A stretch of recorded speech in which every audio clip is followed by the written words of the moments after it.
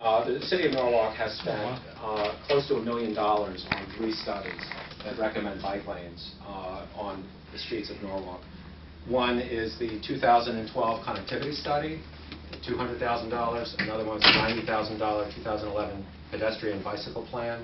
And another one was the $500,000 2012 transportation management plan, which was actually commissioned by DPW.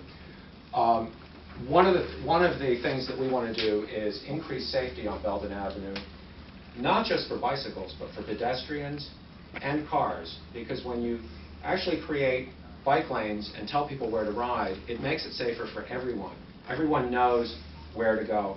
All of our studies use research from around the country and the latest AASHTO and NACTO research. AASHTO is AASHTO, American Association of City Transportation, American Association of State and Highway Transportation Officials, and NACTO is the National Association of City Transportation Officials.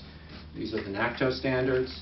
We have AASHTO standards on another board over there, and basically our plans say bike lanes are preferred, always preferred. That's the preferred method. Sharrows are a secondary, like what we have on Beach Road, are a secondary method or a piece of biking infrastructure that you use on low speed, low volume roads where cars can safely mix with traffic. On a road like Belden and West Avenue, bike lanes are preferred, and they actually are recommended in our studies. We have various iterations of it because the 3 studies were not done by the same consultants, but it is our job to put all of this together, mesh it, and start coming up with recommendations. There's a big need on the Belden Avenue and West Avenue corridor. The biggest investor is Waypoint, a $350 million project. They're totally behind making West Avenue and Belden a corridor. It connects, in fact, in one of our studies, it lists all of the actual elements that the Belden West Avenue would connect.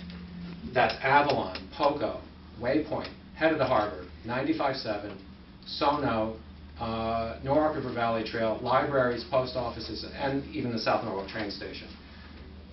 Obviously, in front of 95.7, we have another issue there with there's just no room for bike lanes, and there's a plan to put it down the middle where the island is, which is fairly new.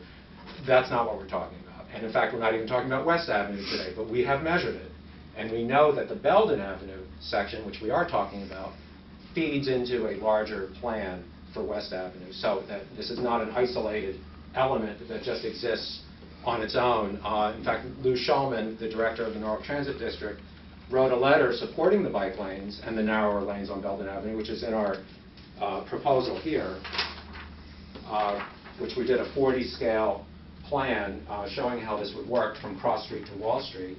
Mr. Shulman, who he's a main stakeholder here because he has the Pulse Point bus center right there, those buses would fit. He supports the bike lanes, and he said, under the condition that these bike lanes would fit into a larger pattern, it doesn't make sense to just put bike lanes here and nowhere else. So with that in mind, I'm just saying that we do have a plan in the future to come back to you with West Avenue.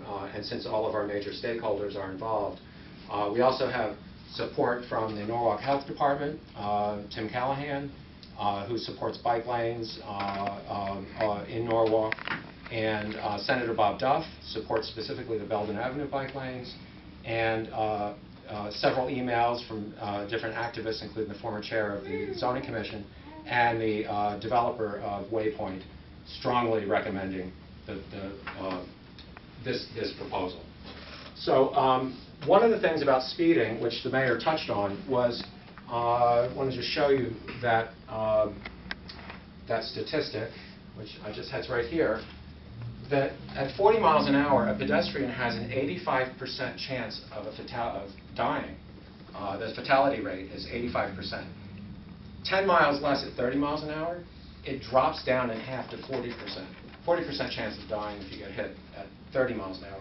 At 20 miles an hour, you have a 5% chance of actually getting killed. Speed is the most important thing. We know people speed on Belden. We have had in the past heard various city officials say, well, that's an enforcement issue. I don't think there's enough police in Connecticut to enforce speeding in Norwalk. let alone in Norwalk itself, in our own police department.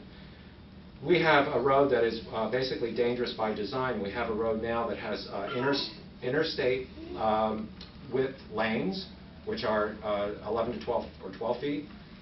Those are designed for people going 65 miles an hour, so it's the natural tendency to floor it, no matter how careful of a driver you are. I consider myself a careful driver. When I hit West Avenue, I want to go faster because the lanes are wider. The bike, and on Belden as well, the bike lanes, the bike lane proposal includes narrowing the lanes to 10 feet and 10.5 feet with 4-foot bike lanes and on 4 to 5 foot bike lanes along the curb on the western side of the street, and on the eastern side of the street where there's parking, we have a 7-foot parking lane with a 2-foot striped buffer, and then a 4-foot bike lane. That's a combined, basically a 6-foot bike lane, but you have a 2-foot striped safety buffer. That is from the latest research from the National Cooperative Highway Research Program, Report 766. This is the national research program that AASHTO, which I mentioned earlier, commissioned.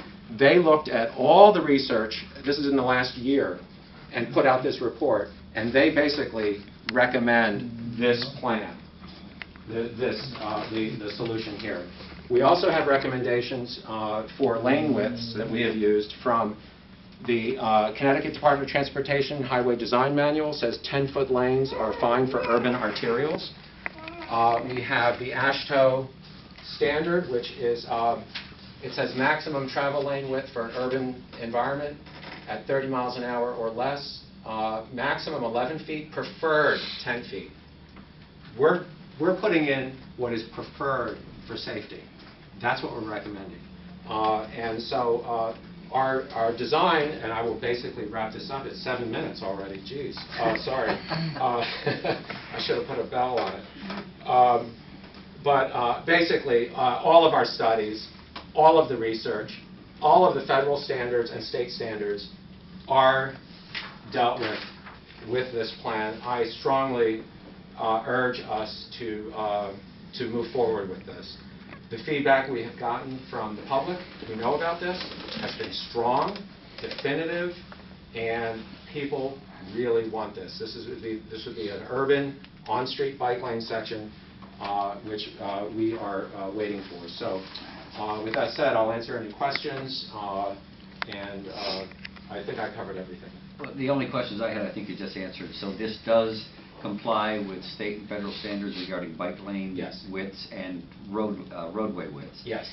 Also, did you refer to the bike lane study that was done for Norwalk, or was this covered with this area covered? Yes.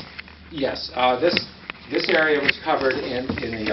Sorry, Mike. That's okay. That was just balance there. Let me just. This is why I did all these boards. Excuse me. Sorry. Yes, right.